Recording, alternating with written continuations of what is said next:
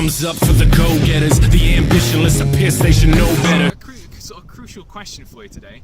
Is your body broken? As in, does your body actually work in the way it's supposed to work, as a human body should, okay? So the way we're going to test this today is with 7 simple movements, or primal patterns if you will, that the body is supposed to move in, that it's naturally meant to move in. The only issue is generally sort of through life, through sitting down too much, through living lifestyles that aren't compatible with what the body's made for, a lot of us can't actually do these patterns. So let's work through them and let's see what we can actually do, okay? So number 1, I'm just going to do some lunges, okay? It's just a lunge pattern. We go down to about 90 degrees, knee just off the floor, and back up. Ideally, we can do this on both sides, keeping the chest up and the core tight. If possible, let's try and move this into a kind of moving, not falling out of it, kind of a moving lunge. So we move forward, keep that chest up, forward, chest up. So that's your moving lunge, that's your first pattern, okay?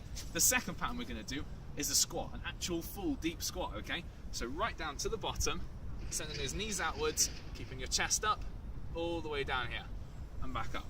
All the way to the bottom, and back up. Now I'm willing to bet most people can't actually do that movement, usually because we have quite tight hips. I'll pull up some more videos about how to move onto that later. So the next one, if you follow me over here, we're gonna look at a pushing pattern. So a pushing pattern is actually sort of just a push-up. This is just a quick introduction to it. You can use a set of high bars, even a table works, or a wall. Just going against it, you're pushing backwards, taking yourself down and pushing up. So that's your push pattern. When it's placed against the floor, it just resembles your classic push-up. So the hands are down, the back's flat, glutes engaged. And that's your traditional push-up, okay? Most people are actually quite good at the push-up, or quite good at the pushing motion, because we're quite pec dominant generally people at the moment, just lots of sitting over at computers. Our fourth movement is going to be our pulling. So it's basically the opposite to your push. This is where a lot of people really struggle. A lot of people are quite weak here. So let's get underneath.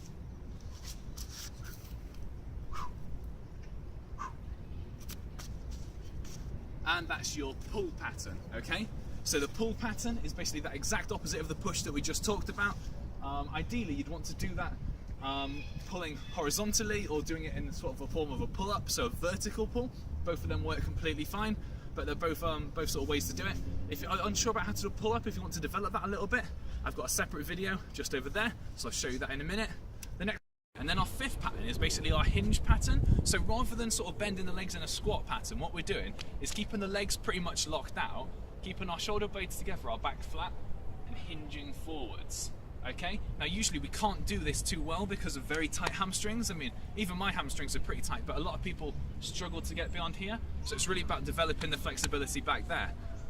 It's useful, this movement, not just in a strength training capacity. I mean, a lot of guys will see this as the start of a deadlift kind of movement, or the finishing, the locking out portion, which it absolutely is.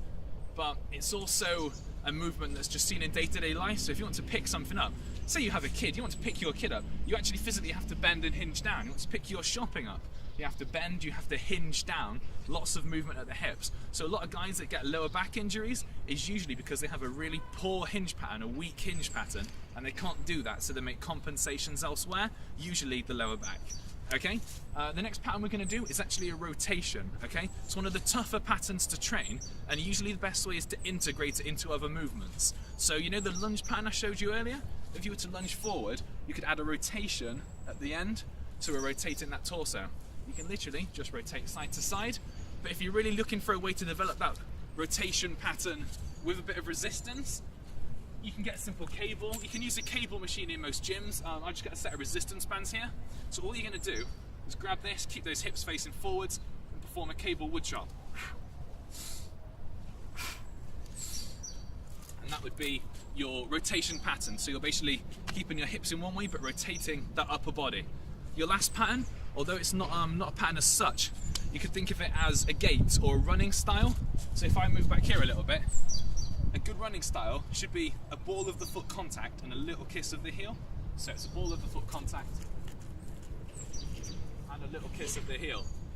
So when you run, it should be very similar to the way that a sprinter would contact the ground. There shouldn't be that much of a difference, at least in theory. So that's how you get a good solid running style. What you'll see most of the time, a poor sort of running pattern, is actually people contacting with the heels down here, so they'll get a lot of shock through the heels, through the knee, through the hips. How a lot of people get sort of leg injuries when they run.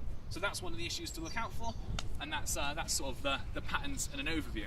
So that pretty much wraps it up. They're your patterns as a whole. They're your 7 patterns. So you've got your lunge, your squat, we've got our push, our pull, our hinge, we've got our rotation, and then we've got our gait or our running cycle, okay?